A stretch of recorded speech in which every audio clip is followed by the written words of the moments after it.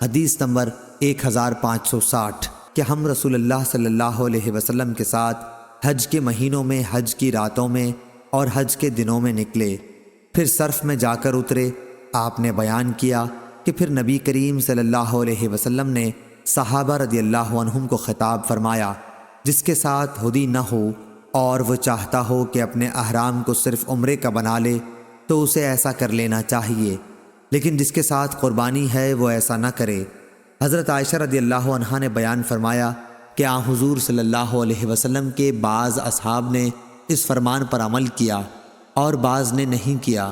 انہوں نے بیان کیا کہ رسول اللہ صلی اللہ علیہ وسلم اور آپ کے بعض اصحاب جو استطاعت و حوصلہ والے تھے کہ وہ احرام کے ممنوعات سے بچ سکتے تھے، ان کے ساتھ ہدی بھی تھی، اس لیے وہ تنہا عمرہ نہیں کر سکتے تھے، پس انہوں نے احرام نہیں کھولا۔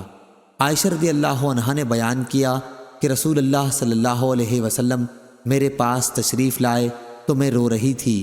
آپ نے پوچھا، اے بھولی بھالی عورت، تو رو کیوں رہی ہے؟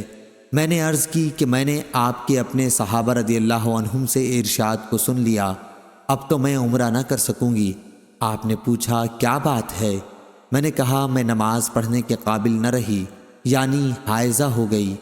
آپ نے فرمایا، کوئی حرج نہیں، آخر تم بھی تو آدم کی بیٹیوں کی طرح ایک عورت ہو، اور اللہ نے تمہارے لیے بھی وہ مقدر کیا ہے جو تمام عورتوں کے لیے کیا ہے، اس لیے عمرہ چھوڑ کر حج کرتی رہ، اللہ تعالیٰ تمہیں جلد ہی عمرے کی توفیق دے دے گا۔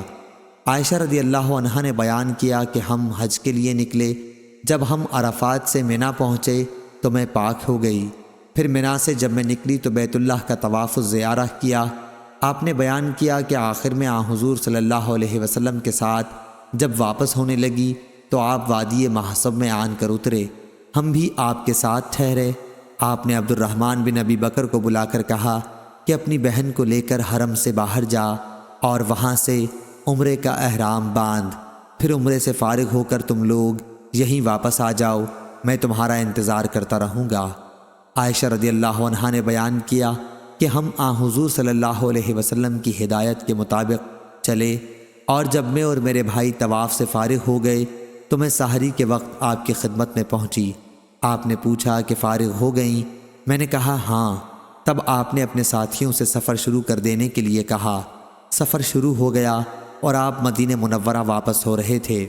ابو عبداللہ امام بخاری نے کہا کہ جو لا یدرک ہے وہ دورہ یدیر و دائرہ سے مشتق ہے، دورہ یدور و زورہ بھی استعمال ہوتا ہے، اور جس روایت میں لا یدرک ہے وہ درہ یدر و درہ سے نکلا۔